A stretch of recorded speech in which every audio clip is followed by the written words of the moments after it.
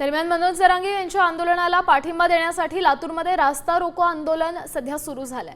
लातूर अंबेजोगाई महामार्ग मागचा 1 तासापासून मराठा समाजाच्या कार्यकर्त्यांनी अडवलाय। मराठा समाजाच्या मागण्या तात्काळ मान्य करा, अन्यथा यापेक्षा तीव्र आंदोलन करू असा इशाराही आंदोलकांनी दिला। दरम्यान महामार्गावर वाहनांच्या लांबच लांब रांगा लागल्या। थेट आंदोलन स्थळावरून आढावाही घेतलाय।